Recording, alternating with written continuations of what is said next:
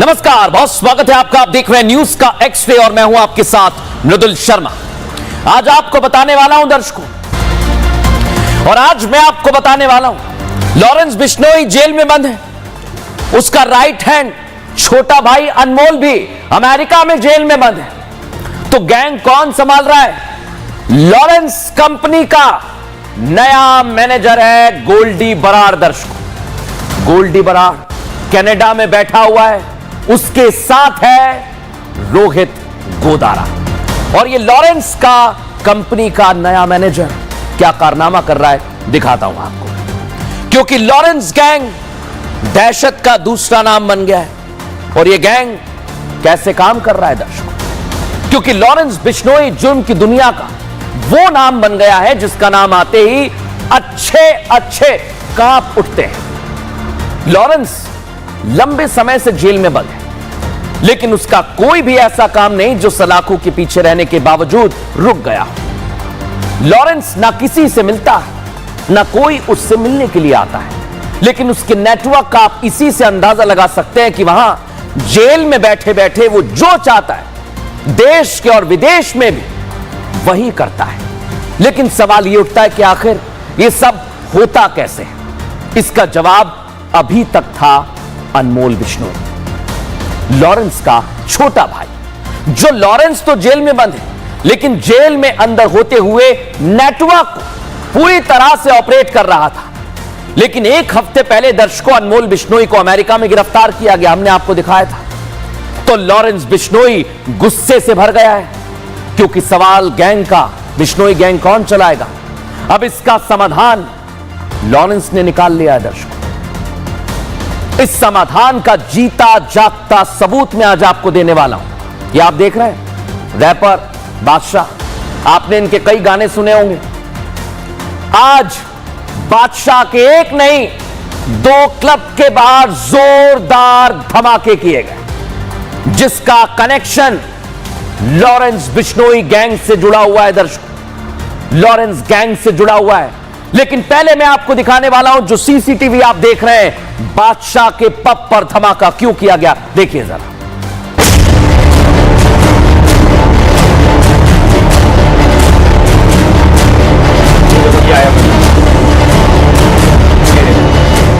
वक्त हो रहा था रात के 3:14।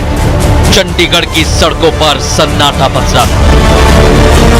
रैपर बादशाह के क्लब के बाहर रोशनी थी, तभी वहां शॉल लपेटे एक शख्स पहुंचता, बादशाह के क्लब की तरफ कुछ फेंकता है और वहां धमाका हो जाता है। जो जानकारी मिली है, बताया जा रहा है कि 2 नकाबपोश जो युवक है, उन्होंने तकरीबन 3:25 पर जो बॉम्ब है वो यहाँ पर फेंका है। पुलिस लगातार इस मामले की जांच कर रही है। ये धमाका इतना जोरदार था कि चारों तरफ धुआं फैल गया। अंधेरी रात में सफेद धुआं सीसीटीवी कैमरे को भी अपने आगोश में ले लेता है, और इसी का फायदा उठाते हुए आरोपी वहां से भाग खड़ा होता है। देखिए, ये जो ऊपर वाला शीशा है वो इस ब्लास्ट में टूट गया है। उसके साथ साथ आप देख सकते हैं कि धुएं की काली परत है, वो दूसरी तरफ जो शीशा है वहां पर जमी हुई है। नाइट क्लब के बाहर धमाके की आवाज सुन लोग दहशत से भर जाते हैं। क्लब को नुकसान पहुंचता है, लेकिन कोई यही नहीं समझ पाता कि अचानक धमाका कैसे हुआ। धमाका आखिर किसने किया? धमाके के पीछे कौन है? इसी कश्मकश में बादशाह से लेकर पुलिस और बाकी लोग घूम रहे थे, समझ नहीं आ रहा था कौन है। उसके बाद यह पोस्ट आता है दर्शकों, फेसबुक पर यह पोस्ट होता है जिसमें बादशाह के कैफे पर हमले का जिक्र होता है। यह पोस्ट किया जाता है गोल्डी बराड़ के नाम से बनाई गई आईडी से, जिसमें साफ साफ लिखा होता है कि इस हमले की जिम्मेदारी लॉरेंस बिश्नोई गैंग लेता है।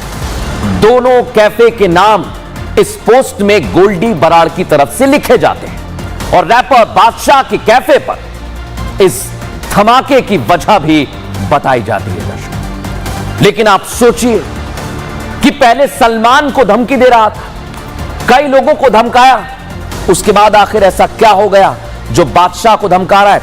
दिखाता हूं आपको क्यों धमकाया जा रहा है बादशाह को। बादशाह के दोनों रेस्टोरेंट चंडीगढ़ के सेक्टर 26 में स्थित है दर्शकों। दोनों कैफे की दूरी एक दूसरे से 30 मीटर की है मात्र, और धमाके में कैफे की खिड़कियां टूट गई। इलाका दहल उठा दर्शकों। गोल्डी बराड़ और रोहित गोदारा ने हमले की जिम्मेदारी ली है। लॉरेंस गैंग ने बादशाह से रंगदारी मांगी थी, खबर तो यह है, और बादशाह ने लॉरेंस गैंग का फोन कॉल रिसीव नहीं किया। बस इसी बात से लॉरेंस गैंग गुस्से में आ गया। बादशाह की तरफ से लॉरेंस बिश्नोई गैंग को रंगदारी नहीं दी गई। बादशाह को डराने के लिए कैफे पर यह हमला किया गया है दर्शकों। जोरदार हमला हुआ है, लेकिन सोचिए कि लॉरेंस गैंग का अगर कोई फोन नहीं उठाता है तो धमाके से उसे डराया जाता है। यह भी जान लीजिए कि यह धमाका लो इंटेंसिटी ब्लास्ट है, और उस वक्त दोनों ही कैफे में कोई मौजूद नहीं था। रात का वक्त था, क्योंकि रेस्टोरेंट उस समय बंद था, इसलिए किसी को नुकसान तो नहीं पहुंचा। लेकिन ऐसे समय में हमला कर लॉरेंस बिश्नोई गैंग ये बता रहा है दर्शकों। आप सोचिए वो क्या बताना चाहता है। वो ये बताना चाहता है कि अगर उसे किसी को नुकसान पहुंचाना था तो वो ऐसे वक्त भी चुन सकता था जिसमें बड़ी संख्या में लोग रहते हैं, नुकसान हो जाए। इसके पीछे भी दर्शकों दो थ्योरी सामने निकल कर आ रही है। क्या है आपके सामने रख देता हूं। पहली तो यह कि यह संदेश देना चाहता है लॉरेंस कि बेशक उसका भाई अनमोल पकड़ा गया हो, लेकिन उसका गैंग गोल्डी बराड़ के जरिए एक्टिव है। दूसरी थ्योरी क्या कहती है? यह कहती है वो थ्योरी कि लॉरेंस के टारगेट पर सिंगर है, रैपर है, बड़ी शख्सियत सलमान खान है। और यही सबसे बड़ी बात है दर्शकों, क्योंकि ये कोई पहली मर्तबा नहीं है जब लॉरेंस गैंग की तरफ से इस तरह का हमला किसी बड़ी शख्सियत के घर या ऑफिस या फिर पब पर किया गया। इससे पहले आपको याद है ना, सुपरस्टार सलमान खान कैसे हमला हुआ था, देख लीजिए। Singer AP Dhillon Lawrence gang के टारगेट पर था, ये देख लीजिए आप। और कैसे ये टारगेट पर ले रहे हैं, ये जरा मैं आज आपको बताने वाला हूं। लॉरेंस गैंग किस तरह से कार्रवाई कर रहा है, किस तरह से एक्शन ले रहा है, क्योंकि उसे पता है कि डराना चाहता है वो। दिखाता हूं आपको, ये देखिए। हर धमाका लॉरेंस देख रहा है, ऐसा लगता है। बादशाह के घर पर ताजा धमाका हुआ, लॉरेंस गैंग का नाम सामने आया। इसके पहले एपी ढिल्लो के घर पर फायरिंग हुई थी, वहां पर भी किस गैंग का नाम सामने आया? लॉरेंस गैंग का। और सलमान और लॉरेंस की दुश्मनी किसी से छिपी नहीं है। हमला भी सलमान के घर लॉरेंस ने ही करवाया था। लेकिन लॉरेंस गैंग चाहता क्या है, क्या संदेश देना चाहता है, इस रिपोर्ट में दिखाता हूं।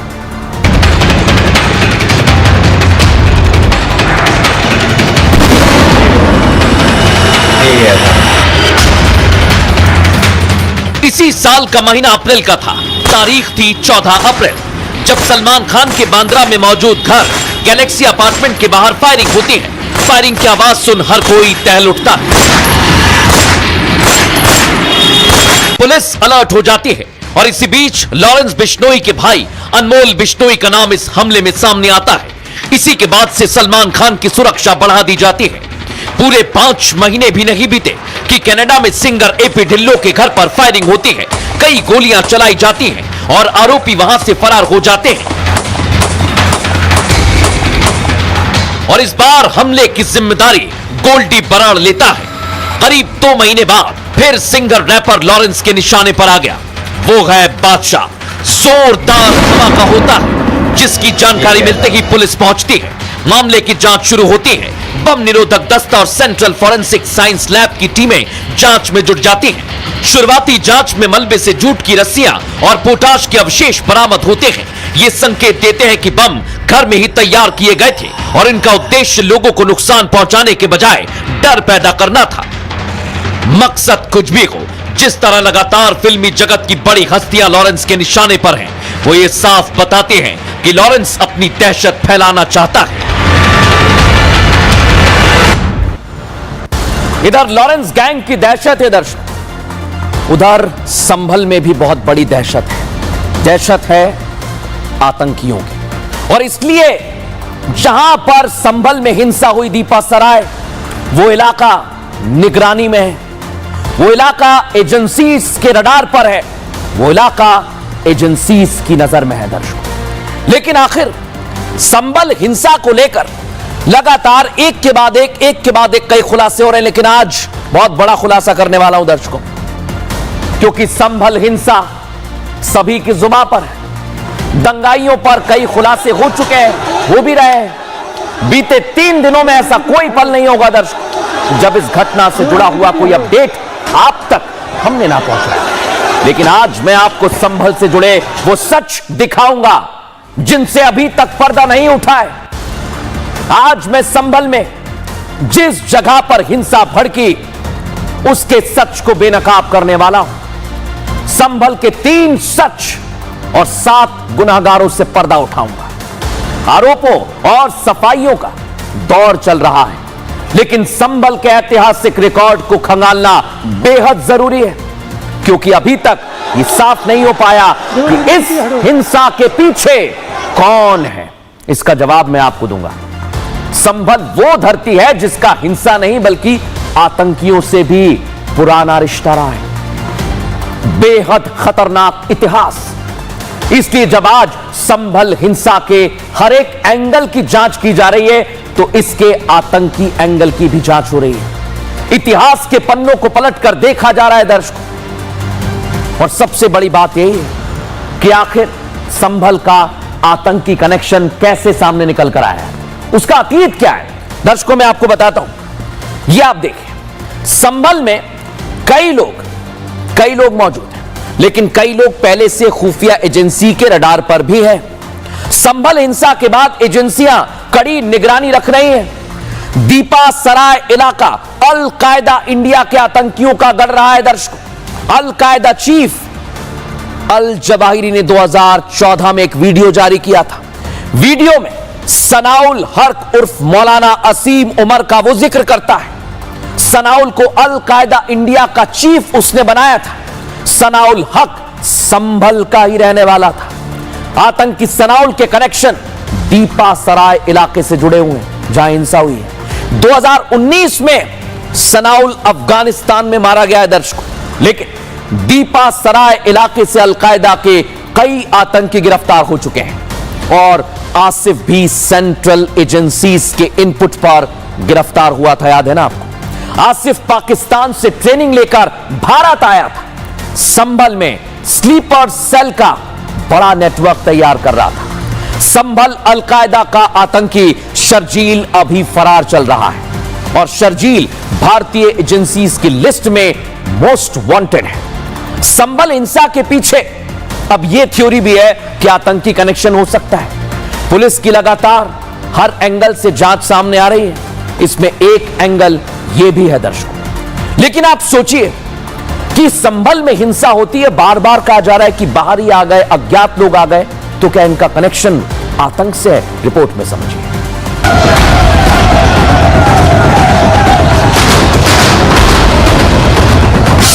संभल के नाम पर ऐसे दाग लगे जो मिटने का नाम नहीं ले रहे हैं। वो दाग मिटने की बजाय अब और गहरे होते जा रहे हैं। अभी तक ये दाग आतंकवाद के धब्बों को मिटा नहीं पाए थे कि संभल पर दंगों के दागों ने भी काली स्याही लगा दी। 25 साल पहले संभल के युवा भटके और एक तो अलकायदा का दक्षिण एशिया चीफ तक बन गया था। सनाउल अपनी युवा अवस्था में ही रास्ता भटक गया था। रास्ता भी ऐसा भटका कि अलकायदा का दक्षिण एशिया का चीफ बन गया। उसे अमेरिका ने भी अपनी वैश्विक सूची में डाल दिया। लेकिन सनाउल के साथ 25 साल पहले लापता हुए 3 युवक कहाँ हैं, इसके बारे में कोई जानकारी नहीं है। इसके बाद भी संभल के कई युवा आतंकी वारदात में शामिल पाए गए। कुछ युवकों को आईसिस के कनेक्शन के शक में हिरासत में लिया गया। अब संभल हिंसा भड़कने पर भी यही आशंका जताई जा रही है कि जो लोग अज्ञात तरह से इस हिंसा में शामिल रहे वो रास्ता भटक गए हों या फिर किसी आतंकी संगठन के संपर्क में आ गए हों। संभल का पुराना रिकॉर्ड देखते हुए पुलिस जांच के लिहाज से कोई भी एंगल छोड़ना नहीं चाहती है। इसलिए इस हिंसा की जांच आतंकवाद से जोड़कर भी पुलिस करती नजर आ रही है। पुलिस को इस बात की आशंका है कि दंगों में ज्यादातर युवा शामिल थे, तो कहीं इस दंगों के तार अलकायदा और आईसिस से जुड़ते हुए नजर तो नहीं आ रहे। इस पहलू पर भी पुलिस की जांच आगे बढ़ती नजर आ रही है। शाही मस्जिद के सर्वे को लेकर भड़की इस हिंसा के पीछे कौन है, इसका पता लगाया जा रहा है। इसलिए हिंसा का हर वीडियो खंगाला जा रहा है, हर गवाह से बात की जा रही है, हर सबूत खोजे जा रहे हैं। जैसा कि मैंने आपको कहा था कि हर एक सबूत मैं आपके सामने रखूंगा। इस वक्त सबूत रखने का समय आ गया है। अभी तक उत्तर प्रदेश पुलिस की तरफ से कहा जा रहा था कि दंगाइयों में ज्यादातर युवा थे। अब इस पर मोहर लगाने का वक्त आ गया है। वक्त संभल हिंसा के पहले सच को आपके सामने लाने का है। दर्शकों, ये देखिए वो सीसीटीवी जो मैं आपको दिखा रहा हूं आपकी टीवी स्क्रीन पर है। संभल हिंसा का पहला सीसीटीवी फुटेज, या आप ये भी कह सकते हैं कि हिंसा वाले वक्त का पहला सबूत, जो दंगे की पूरी पिक्चर को साफ करने के लिए काफी है। इस तस्वीर को जरा आप देखिए। इस वीडियो में वक्त हो रहा है सुबह 9:23।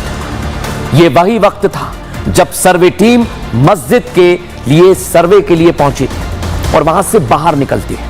तभी देखिए कैसे ये नफरती और दंगाई उन पर सामने आकर खड़े हो जाते हैं और पत्थर बरसाने लगते हैं। इन दंगाइयों में कई हमलावरों ने अपने चेहरे को ढका हुआ है। इस सीसीटीवी फुटेज में दर्शकों जो मैं आपको दिखा रहा हूं बार बार, पुलिस प्रशासन पर ये पत्थर फेंकते हुए नजर आ रहे हैं। साफ देखे जा सकते, देखिए जरा आप इन्हें, जो ये साबित करता है कि पुलिस पर झूठ बोलने के आरोप सरासर गलत है।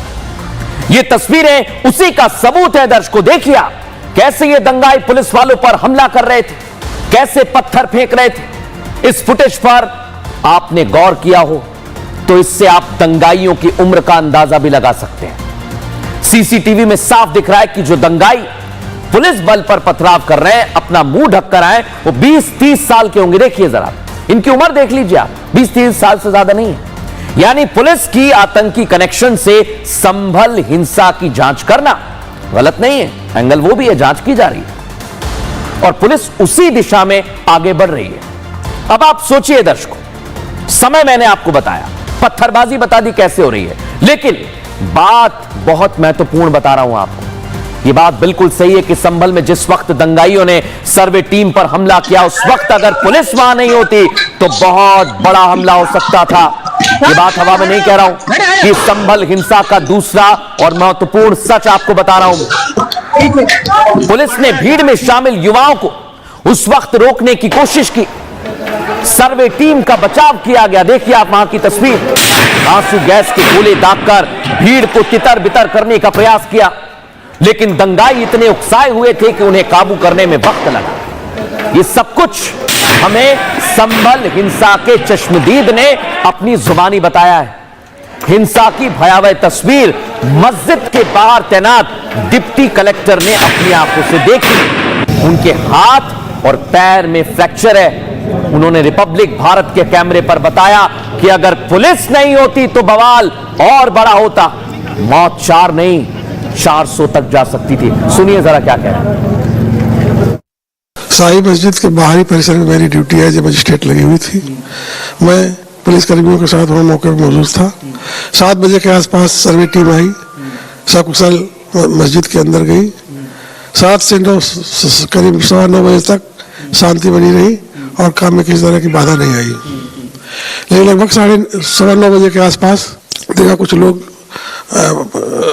गली पे इकट्ठा हो रहे हैं। तब फिर उनको रोकने की कोशिश की गई, आंसू गैस के गोले भी छोड़े गए। ये 15-20 मिनट तक चलता रहा, लेकिन अचानक जो है पत्थर फिर तेजी से आने लगे, लोग आने लगे। उन्हीं पत्थरों में मेरे चोट आई, पैर में भी और हाथ में।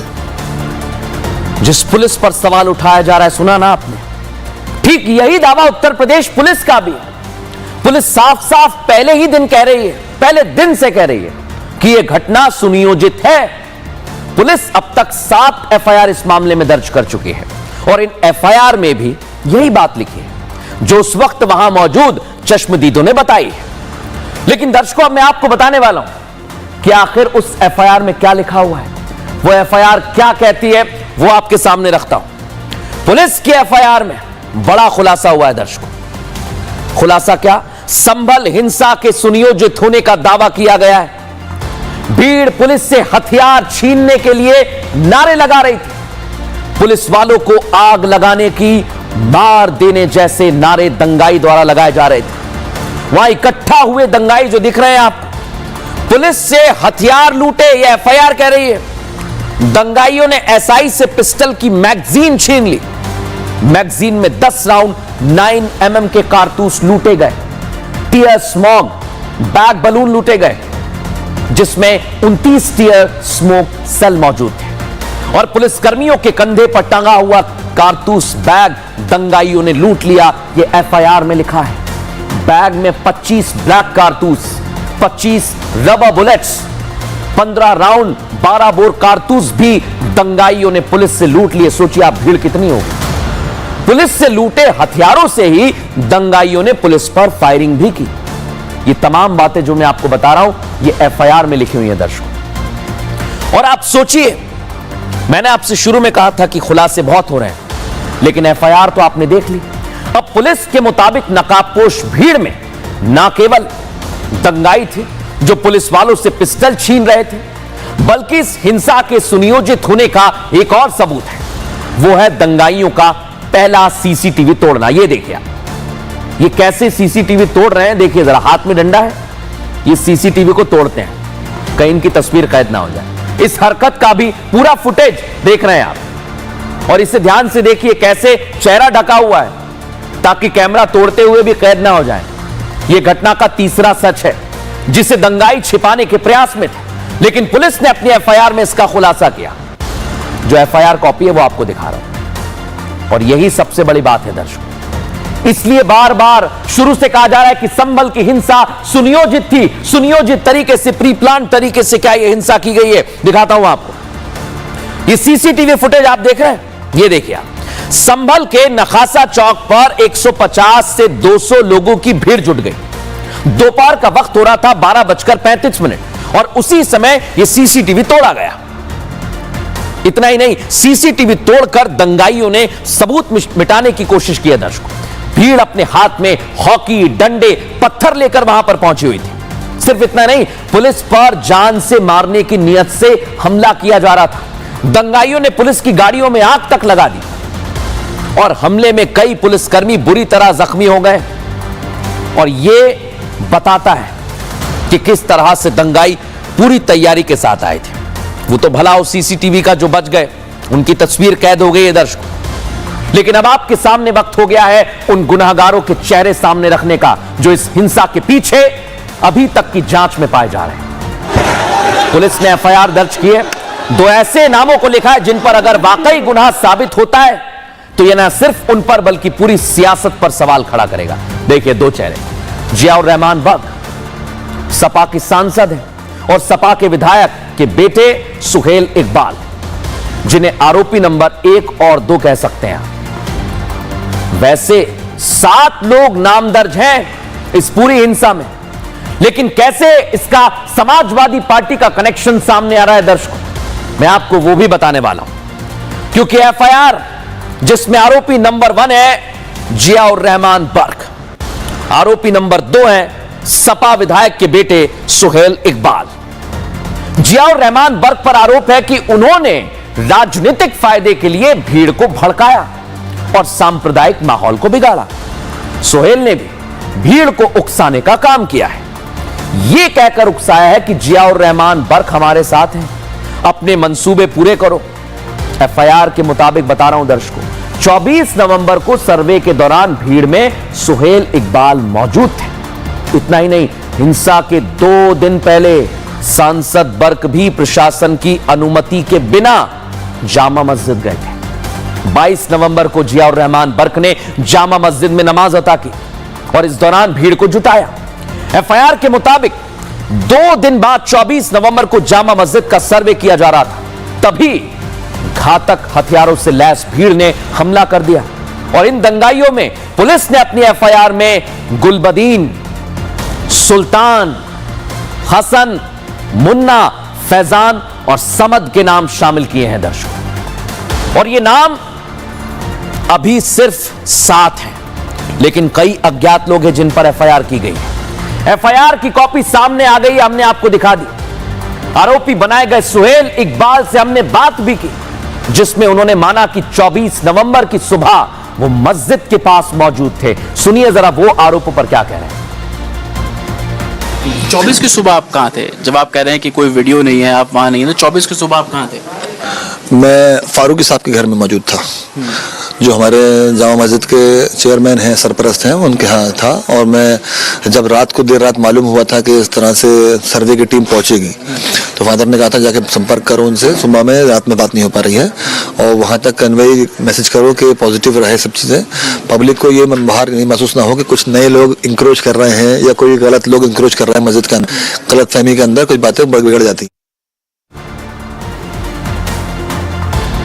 तो सुना आपने, सफाई दे रहे हैं सोहेल, लेकिन सवाल कई सारे हैं कि आखिर संभल में हुआ क्या जो इतनी हिंसा भड़क गई। रिपोर्ट में आपको दिखाता हूं।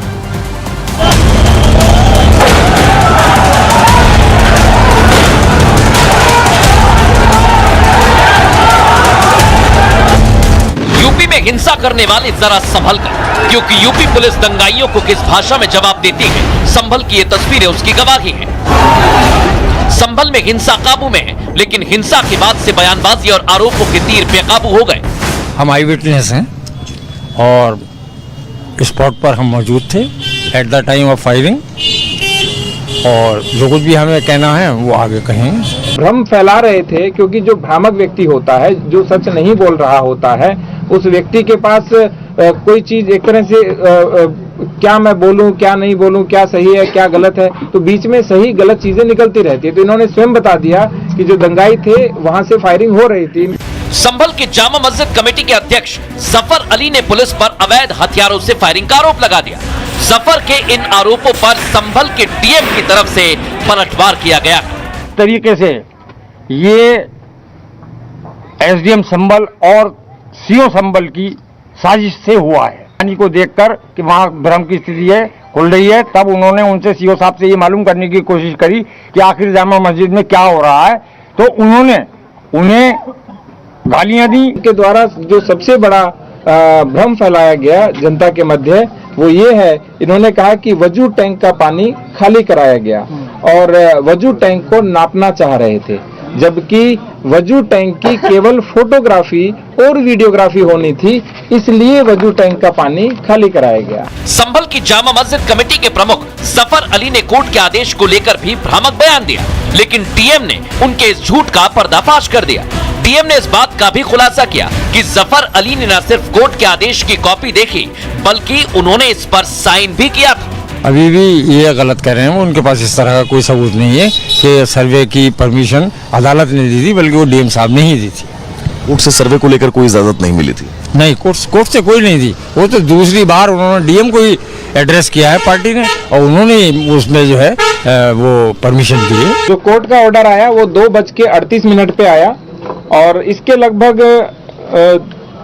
आधे घंटे के बाद वो लोग हमारे पास आए, और फिर 5 बजे से पहले हम कोतवाली आए, और 5 से 5:30 के बीच हम जामा मस्जिद पहुंचे। संभल को लेकर अलग अलग बातें कही जा रही, और सियासतदान तो इस मुद्दे पर अपनी राजनीति भी कर रहे हैं। मस्जिद कमेटी भी आग में घी डालने में जुटी हुई है, लेकिन पुलिस ने दूध का दूध और पानी का पानी कर दिया। देख रहे हैं आप, दूध का दूध पानी का पानी तो हो गया, लेकिन अभी भी कई सवाल पूछे जा रहे हैं। अब देखते हैं इस मुद्दे पर सियासी सवालों का दौर कहां तक जाएगा। फिलहाल न्यूज का एक्सट्रीम इतना ही। कल फिर हाजिर होंगे रोचक, जानकारी भरी और सावधान करने वाली खबरों के साथ। नमस्कार।